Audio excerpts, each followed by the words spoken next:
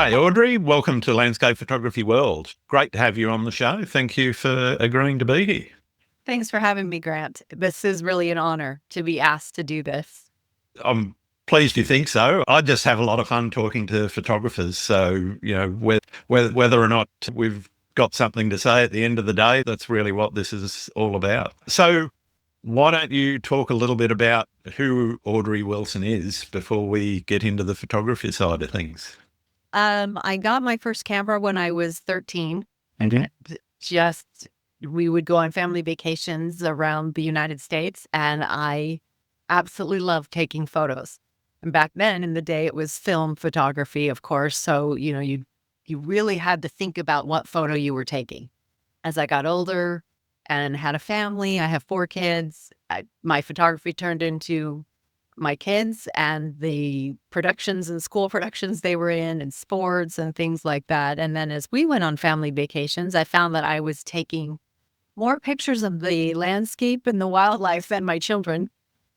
And now that my children are grown, they're all in their 20s, I'm really enjoying just deep diving into photography and learning different techniques and different formats. Still shoot film every now and again. Okay. Do macro, wildlife, landscape. I don't know if it means that I have commitment issues, but I'll shoot anything. I think it's great to have a broad spectrum because if you get a little bit stale doing one, you can move to another genre and do something different. Or you can combine all of them in one trip if you're lucky enough to be somewhere where you can do that. Yeah. And if weather isn't permitting for a certain kind of landscape or something, you pull out your macro lens or. Exactly. Yeah. So why landscapes? What was it where did that sort of germ come from? You said you started noticing you started taking more wildlife and landscape photos on those holidays. What was it about those landscapes that sort of said, oh, this is more interesting than the children, Yeah. so to speak? I think it was feeling small in the world, maybe just the majesty of the world. And when you're at the base of huge mountains or tall trees in a forest, and just trying to remember that moment. So I started just without much thought to the composition, but just taking it from more of a memory standpoint. Like I really remember what it felt like to smell the earth and be lost in the trees. And so I started taking these pictures, and then I started noticing, oh, it would look better if. And then my landscape skills started developing. Okay. And then we moved to California, being close to the beach. I just fell in love with the beach. And that's where I do a lot of my landscape photography is at the beach. Yeah. I'm very much the same living where I do on the East Coast here in Australia. It's, I could literally, and I am planning to move closer to the beach than I am now. I'm about an hour's drive in the sort of western part of Sydney at the moment. So it takes me a while and a few toll roads and whatever to get to the beach. But where we're moving to, hopefully later this year, as long as our builder can get fuel and all that thing, with what's going on, we'll be moving up the coast about an hour and a half away and spending a lot more time at the beach. There'll be about 35 surf beaches within half an hour drive of where we're moving to. So really looking forward to that. Oh, that'll be amazing. So you mentioned something there that I'm intrigued by, and I've asked a lot of photographers about this. You said this photo would be better if. That to me is sort of the germ of where the art starts for somebody that is looking at their photography and going, okay, well, I've recorded this scene. It's beautiful in its own way, and those mountains or trees or seascape or whatever it is lovely. But that next bit after the but is where people start to go, okay, I'm now thinking about this differently. What kind of switched in your thinking when you sort of said that and said, okay, this would be better if? Was it looking at other people's images? Was it looking at your own and going, okay, well, I've seen some improvement. I could improve more, or what was it? A little of both. I believe in looking at other photographers, and because I love they always take a picture differently than I would, obviously. Sure. They have a different point of view, different composition, different. Sometimes they take pictures of things I didn't think to take a picture of. And then you look at it and you go, oh, I should have taken a picture of that when I was visiting that national park or whatever. So looking at others definitely influence. And what I started noticing was that other people's photos seemed three-dimensional. There was depth to their landscape photography, and mine seemed very horizontal and not flat per se, but it was just a picture. Sure. And that's started thinking of learning more about, like leading lines and foreground and background and creating depth in a photo. Really was kind of a turning point for me. Yeah. That turning point, I think, is essential in anyone that wants to be an artistic photographer. But I think it is challenging because you don't know you want to be that sort of photographer until you get to that point of thinking about it differently. I don't know if that was your experience. Yeah, because I just started thinking, why do mine look different than theirs? But I never took any classes or anything. So it was, okay, next time I'm at the beach, I'll start looking for, this or that. And kind of like by a stroke of luck, I started creating different images, and I would look at them and say, okay, now this one kind of looks better, or this one has more depth in it. And I don't know if I really knew what I was looking for per se. I was just thinking that my photos looked different.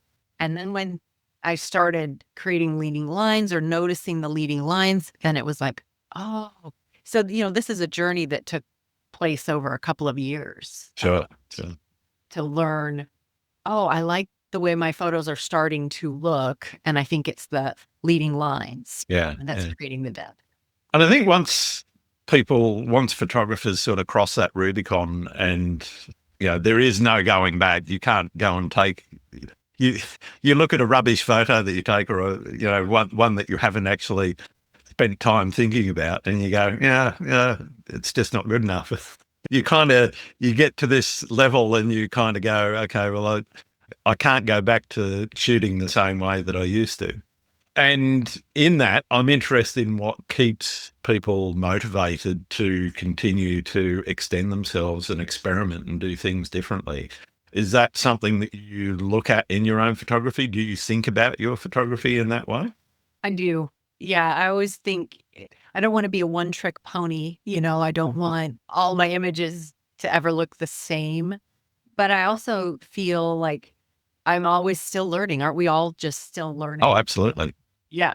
And so it's like, okay, now I'm comfortable in the images I'm taking. What could I do next? How can I elevate next? What could I learn next? And for me, sometimes it's just, okay, don't do it at the beach. I'm always at the beach. And so, okay, go somewhere else where there is not an ocean. And are you still a photographer? Could you still take a picture?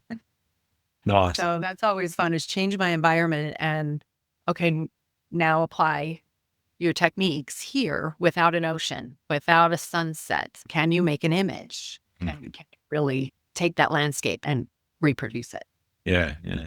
You also mentioned looking at other people's photos. Are there any particular photographers that have inspired you and said, okay, well, it's not necessarily stylistically or compositionally, but their work just said, it spoke to you and said, okay, well, that's the sort of thing that I want to go, where I want to take my work? Oh, I don't know if I have any names or Okay. But usually if I go travel, I Google that area and local photographers, and they're usually people that have like galleries in the gift shops or the downtown areas.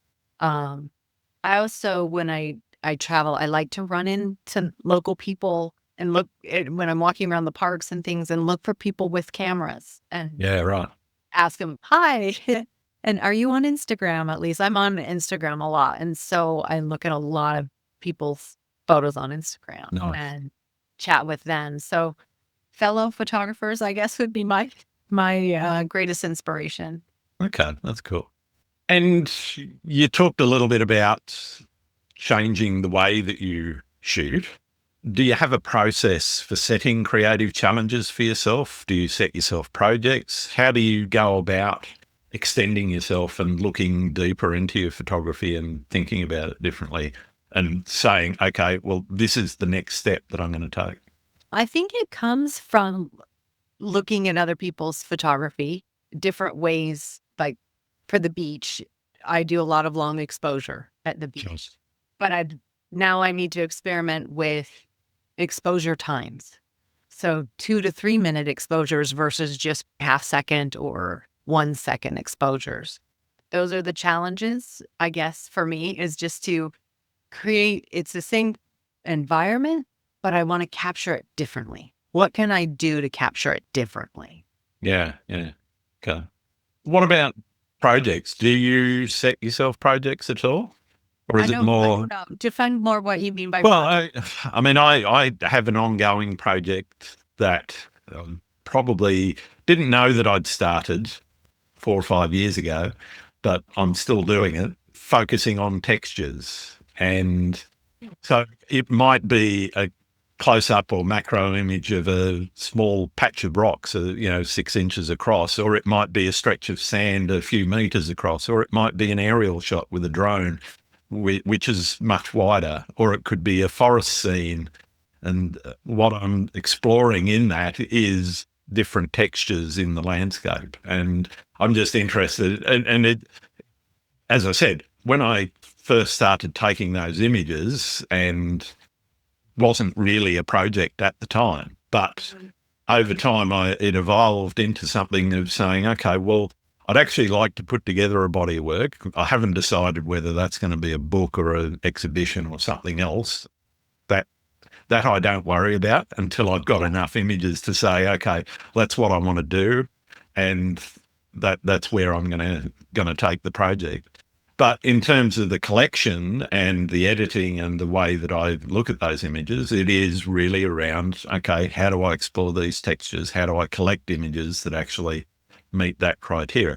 Doesn't mean that every time I go out, I'm working specifically on that project, but there are trips that I've done which are specifically for the project. So it's kind of thinking about my work in a different way, a more structured way around trying to work out what I'm going to collect and how I'm going to collect it. Okay. As you were talking about that, then it did pop in my head. I have expressed that I would like to put together a book, and maybe either a book per or a book, I don't know. But like you said, that's kind of down the Worry road. about that later. You've got to get the material first. The material. I would like to do, I would like to gather different photos of the different beaches and do a project by beach. So that is a challenge because I have my favorite spots. Everybody kind of has their favorite easy cookie cutter spot to go take a photograph. You know that this is going to turn out. But it's a challenge because then when I go to these spots, it's okay, how can I capture this place differently? What's a different, if I had a visitor with me to California, what would I want to show them on this beach that they couldn't find on a postcard that would be a unique view? So if I put a book together that highlighted Crystal Cove or highlighted Aliso Creek Beach, it wouldn't just be the same view every page. It would be a very unique book of all the different views and all the different nuances to that beach and places to see. Yeah.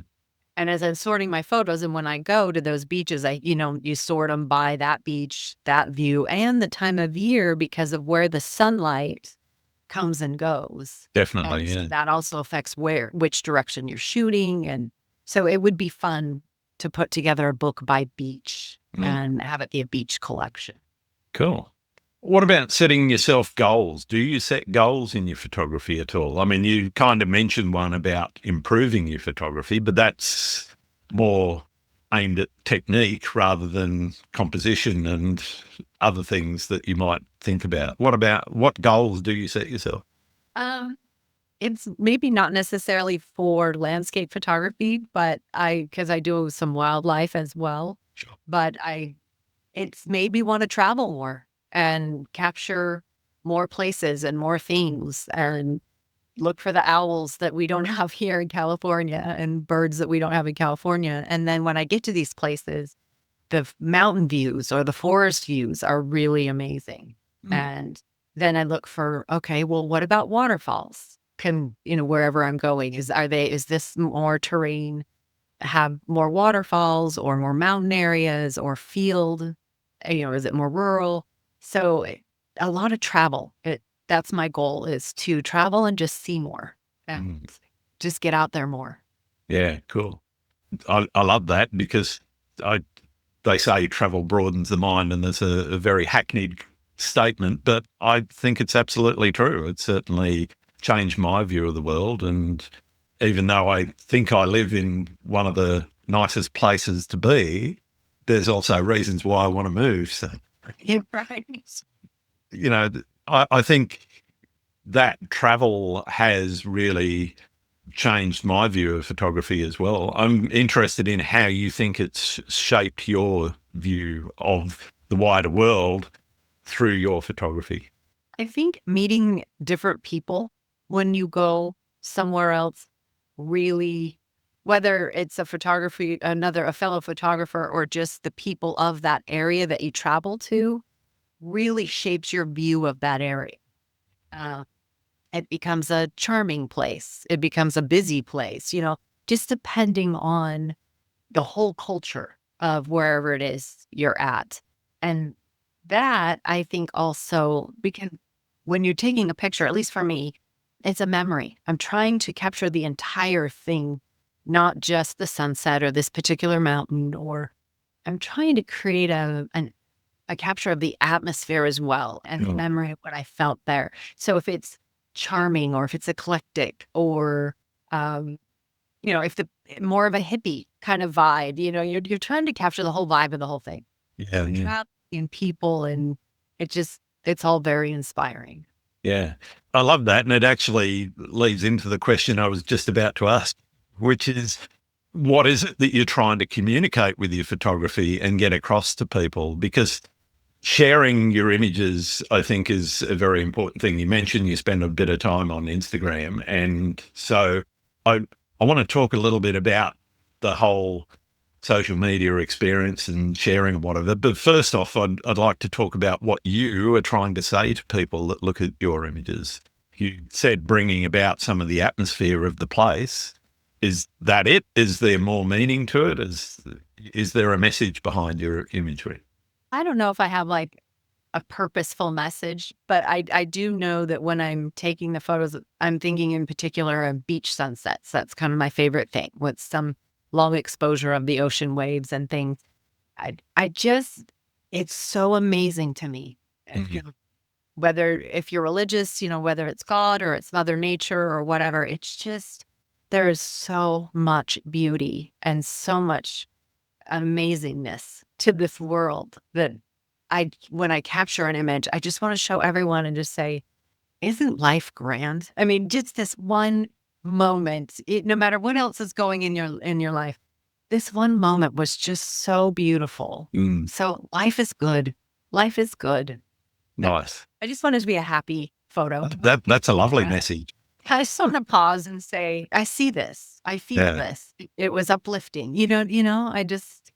Life is good. Yeah, cool. And in doing that, how do you sort of infuse your own personal expression into those images? You talked about not wanting to just repeat the same sort of scene when you're in a place and just go, okay, well, I stood here, that's the shot.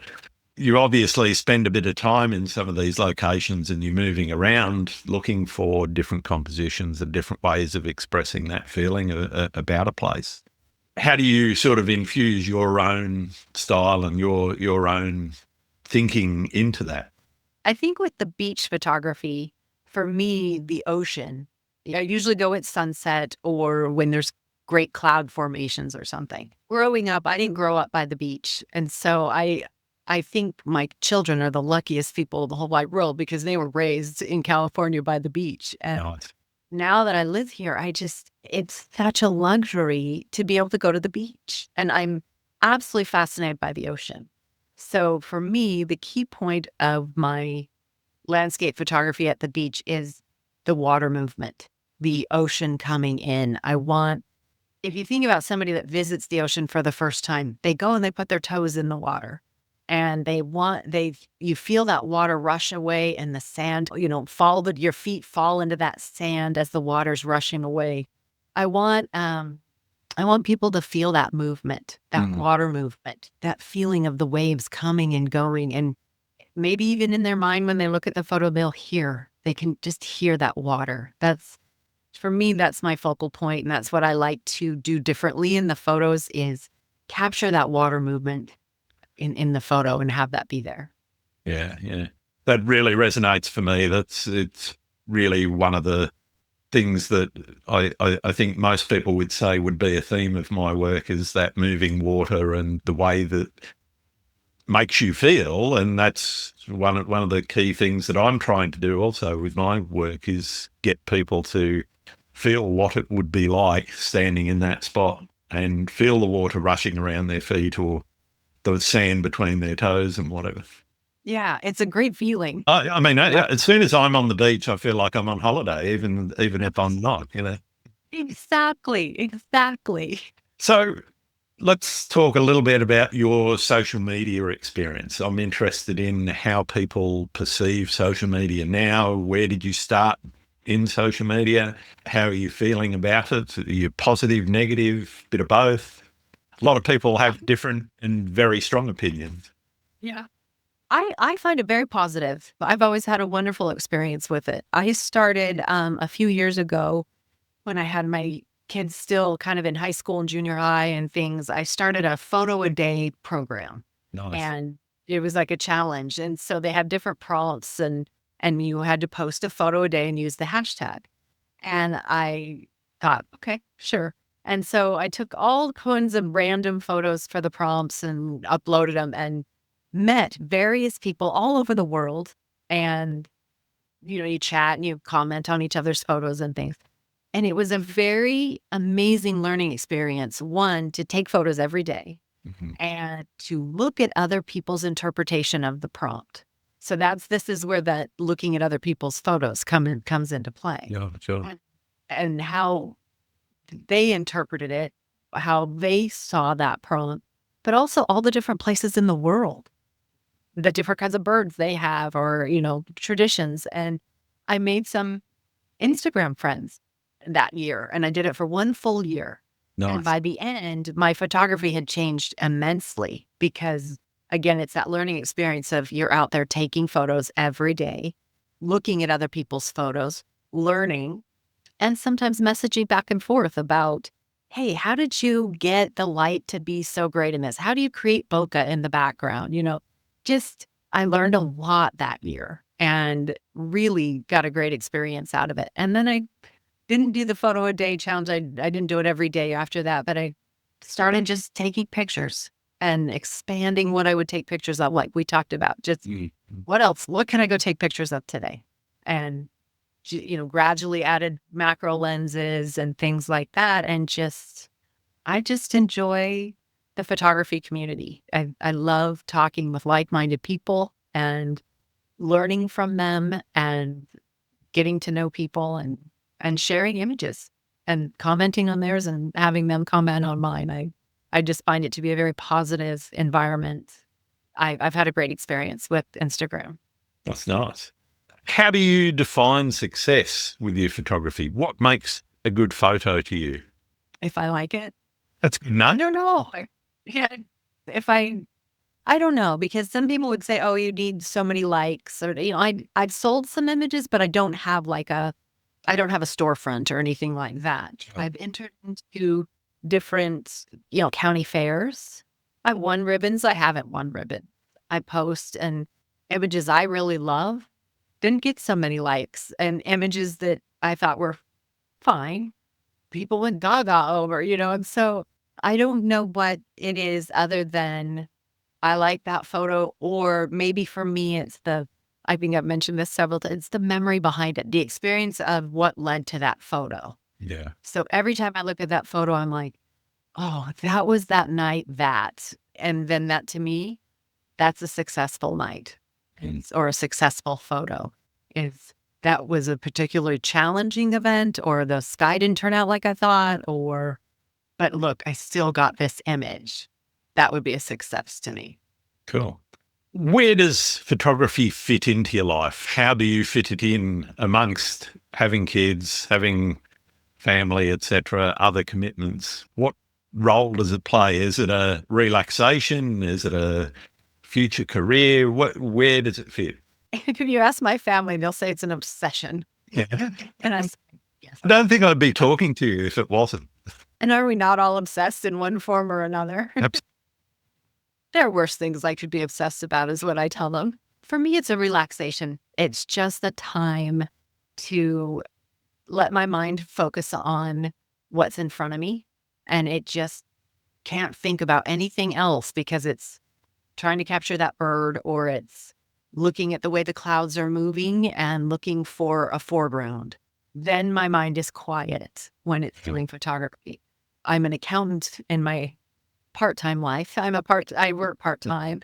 So in my real life, I guess you could say, I'm an accountant, and this allows the creative side of my brain to work. Even though I find photography is somewhat mathematical, in your composition. Definitely. It's weight, you're looking at it and you're trying to weight your image and all that. But it's my alter ego, I guess you could say.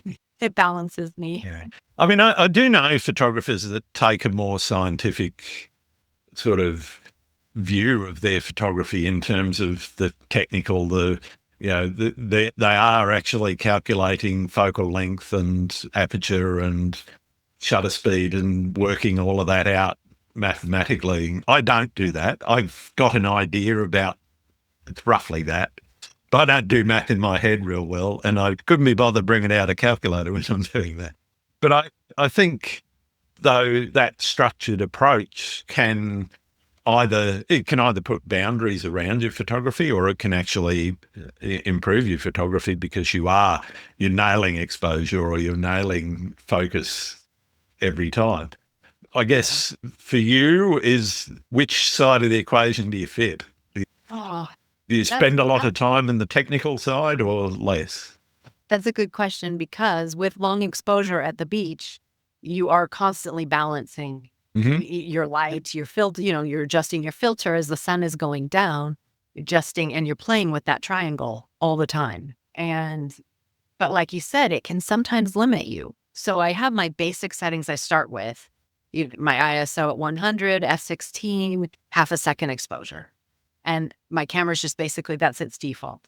But I can't stay there all the time, because, like I said, then every photo will be the same, yeah. That. So I can start on that mathematical journey right there, but I can't stay there. So I'll start there. I'll get my images and, pun intended, get my feet wet a little bit and start to feel a little bit more comfortable with the scene in front of me before I start saying, what's my shot here? And that's where the mind looks around and says, what if we try this? Well, and then you let that creative process flow. The goal is to look at around you and say, and kind of have the shot come speak to you. Let the area tell you, hey, this rock over here is really cool. Or, what if you put these grasses, the movement of these grasses, or, you just kind of let the area speak to you. And then that mathematical triangle that is my default sometimes comes out the window, and you just start turning the knobs and looking at what you can capture in front of you. And so I'll say I start with that. I start with my parameters and then see where it takes me. I love that. That sounds like a great way to do it. It's working so far, kind of. Let's talk a little bit about where things don't go quite as planned. Have you ever been somewhere and things didn't go how you sort of thought they would, but something unforgettable still happened? Yes. Trying to think, good or bad. One of my ocean ones, we have a group here. We call ourselves the OCScapers, because OC for Orange County. Nice. Seascapers. So we're the OCScapers, and we meet for sunsets and sunrises sometimes. And I got there a little bit late, so I was it was a sunrise. I'm not a morning person, so of course I was late.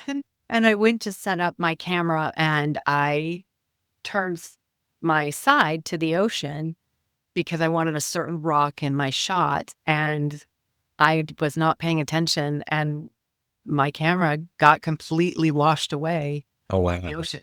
A wave came in. I had it on a tripod. Wave came in, and then that kind of swell after just went right over my camera. And Ouch. yeah. And so I yanked it out of the water, and I knew instantly, I mean, it wouldn't even turn on. And I lost my filters. And so it was a little bit of a disaster.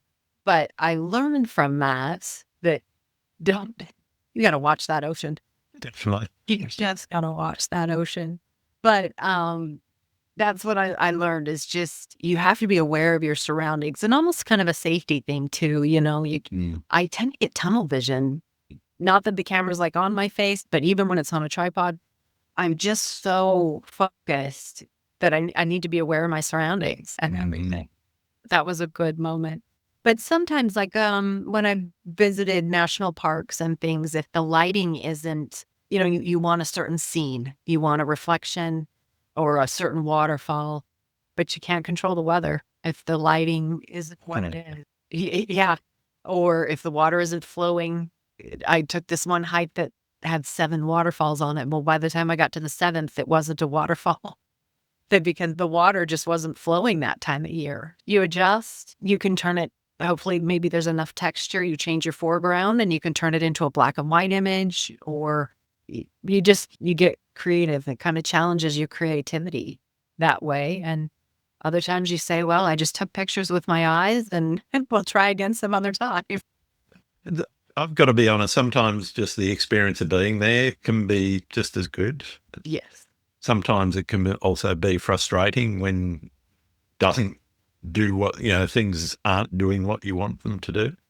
I'm usually a victim of my own issues, though, where I know I did a long hike into a waterfall that I'd wanted to shoot for a while, and I think it was about a 4 or 5 kilometre hike. I can't remember. It was mostly downhill to get to the waterfall, but all uphill getting out, of course. And I got to the bottom and found that I didn't have the shoe on the bottom of my camera to fit it into the tripod.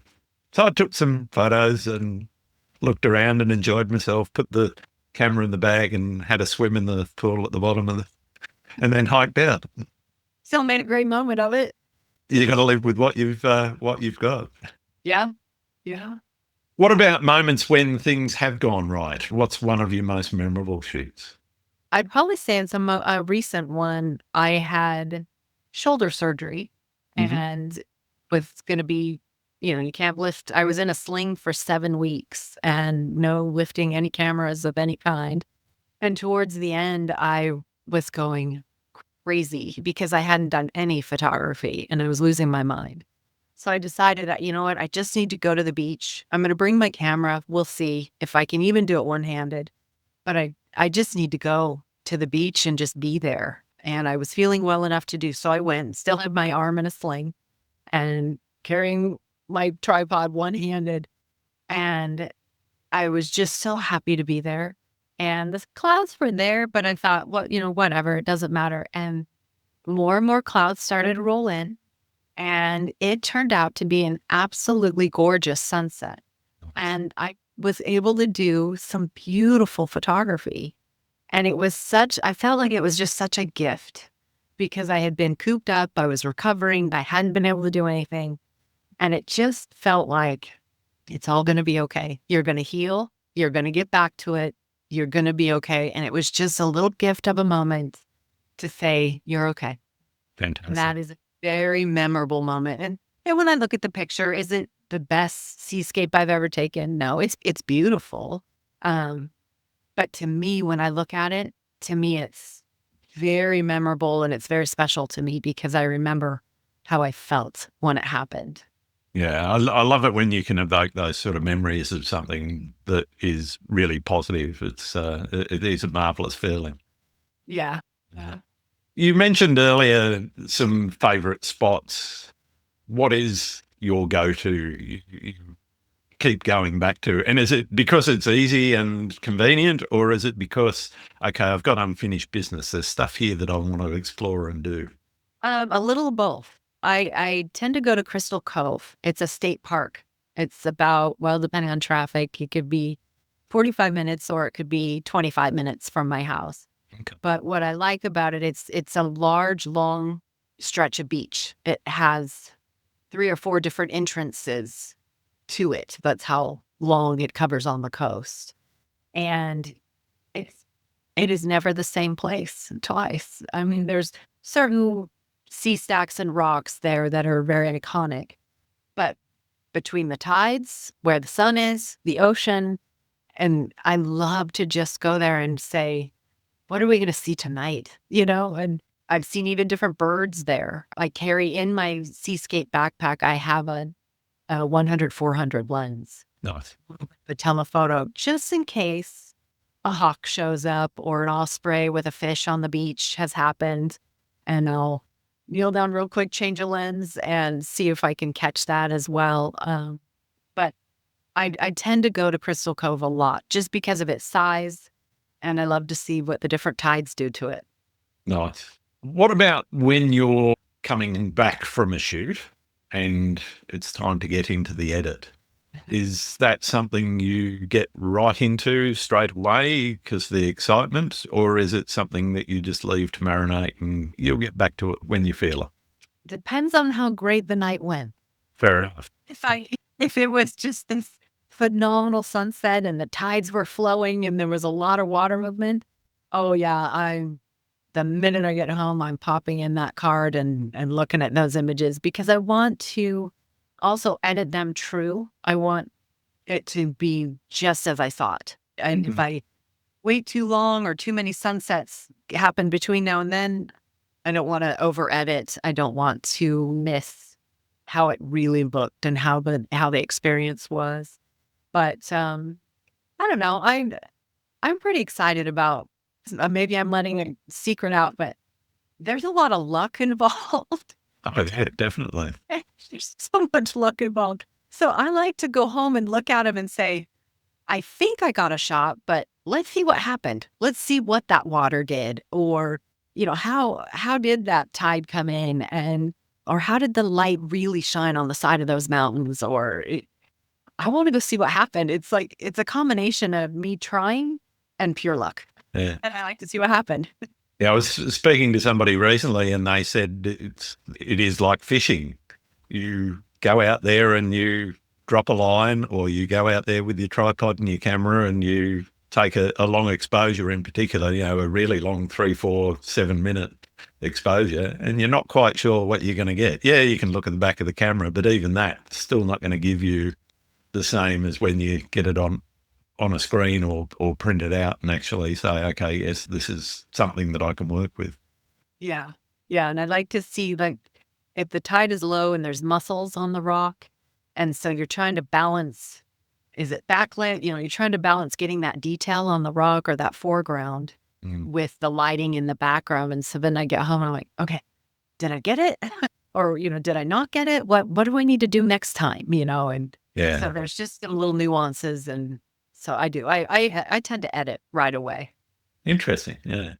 Speaking about both photography and processing and learning that, you mentioned that you learned from looking at other people's work and so forth and asking people. What else have you done to educate yourself? Is it mostly sort of the University of YouTube, or is it something else that you've done? I took a Lightroom course Okay. some time ago, just in the basics of, sorting your photos and how to import and export and things like that. And then, yeah, YouTube University is basically it. But I get my recommendations from other people. We have a group here, a wildlife group, and we have a little group chat. And it's very nice because people will recommend different YouTube videos on, look at this way. This is how you could use your lens differently, or a tripod differently, or here's a good way to edit and capture natural light better. Because I do shoot in RAW formats. So you're just basically collecting data. You have to add that color and that warmth back in sometimes. And Yeah. you don't want it to look fake. Like I said, I want it to look like how I really saw it. So yeah, a lot of YouTube videos, or if I'm doing it and it's like, can't get this to look right, then I start Googling or asking friends or whatever I wouldn't say I'm self-taught because, I get the information from somewhere else. Sure. I figure out a whole lot on my own. Fair enough. Not that smart. And what about the edits? You mentioned that you're trying to bring about that realistic feeling to them. How long are you spending on an image? Is it minutes, days, months, weeks? Oh, not days, months, or weeks. Okay. I don't know. I'm a little bit of a perfectionist, and the accountant in me comes out where it's like, okay, I could edit this. Counting the pixels. Right. Or, where am I putting that slider, But I did see I guess you call them memes or whatever, where somebody said, me at 3 a.m, adjusting that slider so on something nobody will ever notice. I'm never going to know that I moved that slider just a hair. Yeah. So at some point I do have to tell myself, stop it. Nobody cares. Nobody else cares. Yeah, nobody cares. And once I get it to where I'm really happy with it, like where I look at it and I think it's taking my breath away looking at it as it did when I shot it, then I really try to leave it there. I really try to leave it there. I don't want to over edit it and make it look fake. I want that initial. So then I guess I backtrack a little bit. So I'll get it to where I think it is. And usually I'm editing at night because I took a sunset photo. Yep. And then I'll just go look at it the next morning again. Make sure I didn't oversaturate that sky. Get some kind of fresh eyes on it again. And say, oh no, you know what? This isn't as warm as I wanted it. And I may tweak it again in the morning, but then I leave it. Then I don't keep going for days and days. Yeah, to each their own. I know people that don't like editing at all. They do just minimal, 10 minutes max, and they're out. And I personally can't do that. If it depends on what it's for. If it's for a print and a portfolio image, then I may take a couple of days, maybe 3 or 4 days max. I won't go much further than that. But if I'm really keen to see it come to life and I know it's going to get blown up as a big print, then I'll spend a lot more time on it. But if it's just something they're going to whack up on Instagram because I happen to be somewhere and I like the shot and I'll do a quick mix of it and that's it. And it might take me, 15, 20 minutes max. Yeah. So can I ask you a question? Sure. So do you, when you have a landscape photo, do you have a basic workflow that you kind of do basically to all your photos and then go from there on your editing? Pretty much, yeah. So I stopped using Lightroom and Photoshop a little while ago. I'm now using an Affinity Photo, and this isn't an ad for Affinity Photo. It's free. So you're not sponsored. So I'm not sponsored. Doing that, the workflow is roughly the same as what it was in Lightroom anyway. And first off, it's making sure that horizon's straight and all the very basics are done. And then it's really contrast and detail adjustments and a little bit of masking in Affinity's version of Lightroom, similar sort of thing where you've got, you can do gradient masks or brush masks and those sorts of things. So, but it doesn't it does do some more detailed masks, but usually I then throw that into Affinity and I used to throw it into Photoshop, and the workflow in both is roughly the same. And it's just I start with an S curve, which I drop down to roughly 10%. So that S curve gives it a really harsh contrast. But then I cut that back so that that layer is only about a 10%. And then I do some more contrast, which are focused on specific areas. So some for highlights, some for midtones, some for shadows. And there's anywhere between 3 and 6 of those layers that are looking at different aspects depending on what it is that the shot is.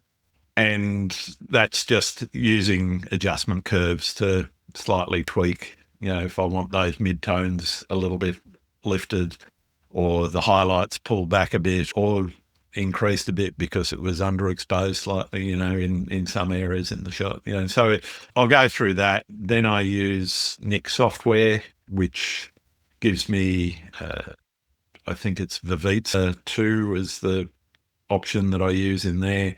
And I tweak contrast and a couple of other things in there, brightness, contrast, and it's got a slider called structure, which I find quite nice. You can either take structure out or you can add structure in, and it either can make it, it can make it really crunchy if you go too far. I'm talking like little small slider movements. Then I use the define, which sort of does a bit of noise cancelling and so forth, which I've also done in the beginning. And the last thing I do is a bit of sharpening and maybe some vignetting, depending on if the image needs it. So I do all my vignetting manually. So I'll basically create an outline of what I want to focus the image of, get the viewers focus on these parts. It might be 3 or 4 bright dots in the mask that I set up, and then I'll reverse that mask and make that a lot darker. So it's that's pretty much it. And as I say, it takes about 20 minutes to go through. But I do that with every image, but each image then may have slightly different adjustments to those contrasts. So it is mostly just contrast, but changing your contrast changes the intensity of some of your colours as well. So I find that by adjusting those contrasts using the curves adjustment layers, I don't spend a lot of time adding and playing around with colour. Got it. Listening to you talk, I understand everything you're saying. No, I know. I love it because I have to say that's the side. I'm not very technical. That's the side that I could learn tons more, is the editing side. I don't know that I look at my images and say that they're lacking, but when I look at other people, they just seem so crisp or so, I don't know. I just have to say, so when you talk about S curves and the midtones, I think that's the part where I'm like, oh, I need to really dig into that. And to me, it is actually just about finding the bits of the image that you need to play with and work out what it is that you want to do with them. That I think when you're beginning in editing, a lot of people struggle with that. Okay, how do I want this image overall to look? And then what have I got to do to, what's the recipe to cook the end result? Because I don't know at the beginning exactly how to get to the end result, because I'm still trying to work out what that spice rack has in it, let alone how much of each spice I want to add to it. Yeah. Well, and you can look at an image and you don't necessarily, because a good edit, you can't really tell what's been done to it. But like I was talking before about creating that depth in an image, looking at having an interesting foreground and guiding the eye in your composition. But you were saying in the edit, strategically vignetting on purpose and guiding where you want the viewer's eye. So I think the edit and the composition go hand in hand. Absolutely.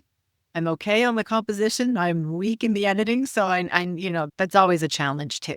Yeah. I could take this image, but how can I really enhance and just bring this image to life and make it what it is? Yeah. To me, it is about understanding how to pick the bits of the image that you want to highlight, pick the bits of the image that you want to push back away from the viewer's eye. They'll get to it, but you want to diminish that as the initial impact, and that gives that depth. And using contrast is basically the biggest tool in doing that, and doing contrast in the right way is the critical thing. It's not about making all of your blacks absolute black and all of your whites absolute white. It's more than that. You've actually got to sit down and think about and look at the image and work out, okay, well, that bit there is, and if I make this adjustment, I know that spot is going to get too hot and go white. And if I make that adjustment, then that black is going to get too black and I'm going to lose detail, but I want that detail. And you got to decide, do I want that detail or not? And so it is just about then selectively saying, okay, well, this is the bit I'm going to concentrate on, and I'm going to play with my sliders until at 3 a.m. until I get what I want. And then look at it again tomorrow and keep playing with them a little bit. That's exactly it. Yeah. But I think, as I said, if it's a print image, then that might take a lot longer, because I will spend a lot more time on minuscule details that other people outside of my editing thinking going to notice. But to me, when it gets blown up to, a metre and a half by a metre, you're going to see it. And I want you to make sure that it looks the way that I want it to look. And whether that's colour, and sometimes it might be a small patch of green and it's not quite the right green. So it'll be tweaking that green a little bit to make it the right green so that when it's printed, it looks right. Yes. I took a photo of a moose, the Tetons National Forest, and a friend of mine wanted it framed for her cabin.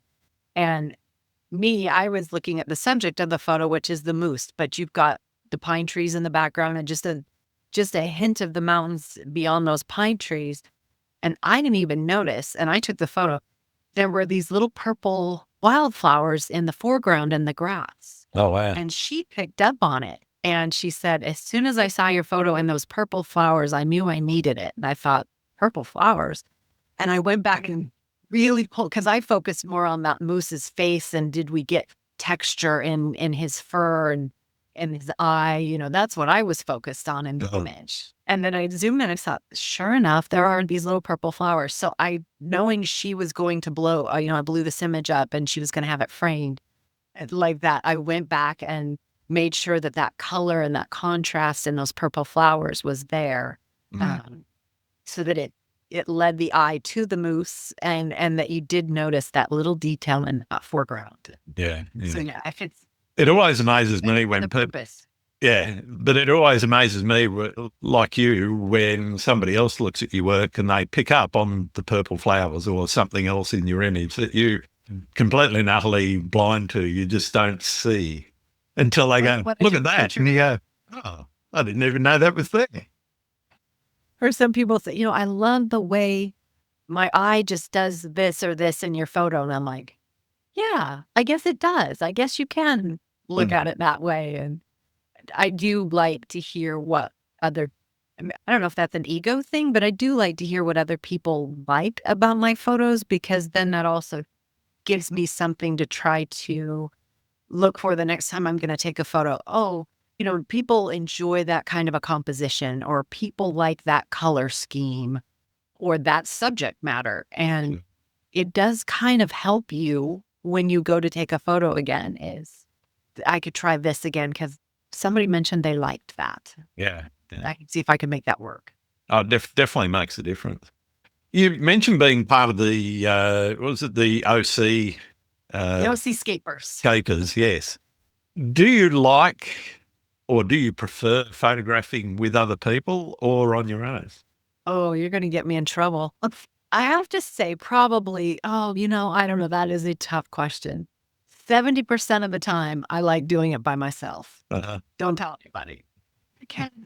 I don't know. But I will say, shooting with other people is extremely educational.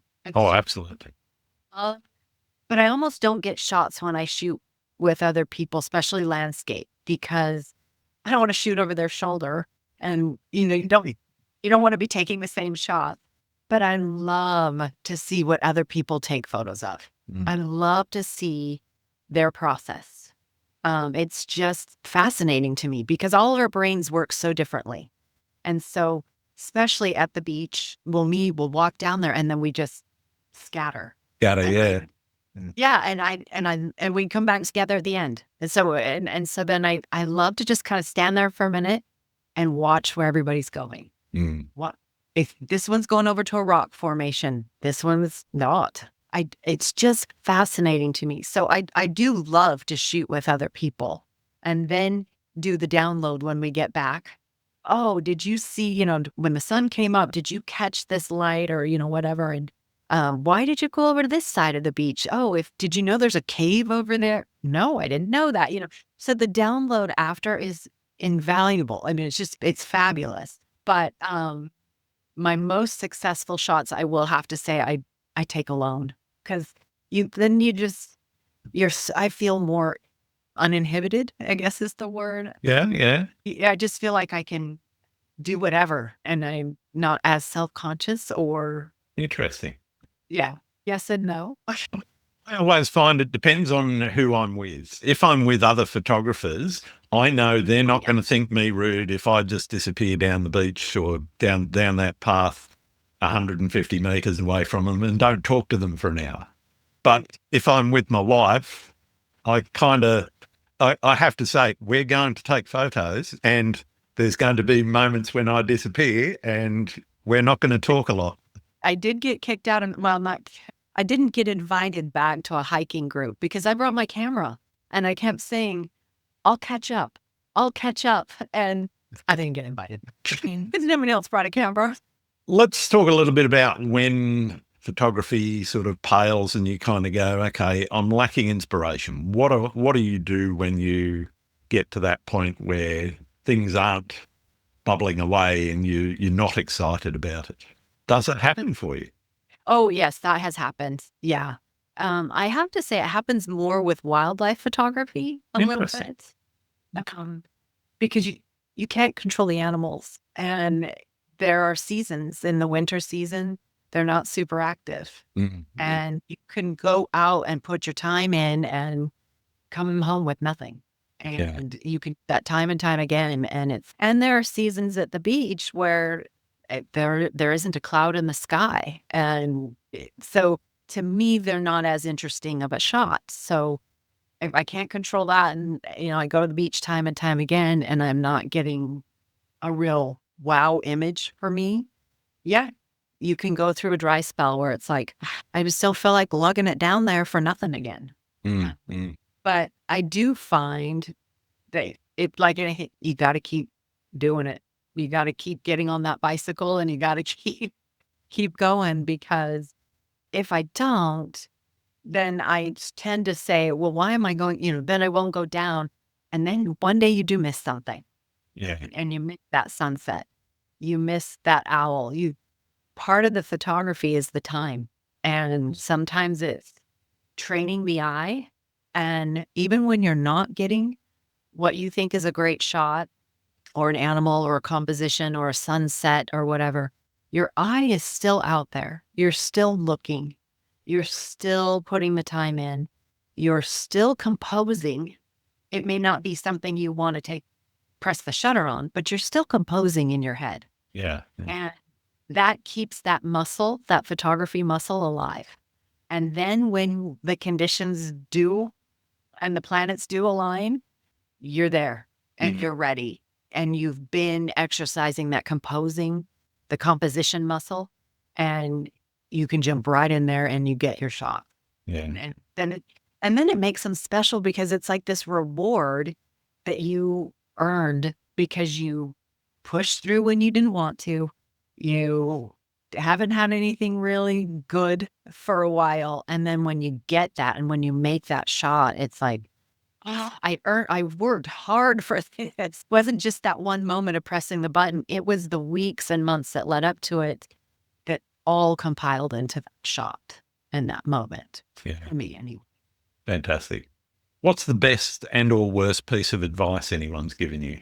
Wow. I think the best advice I ever got, I was in a Milky Way photo group. It was like a workshop. I was there learning in Joshua Tree National Park, learning how to do Milky Way photography.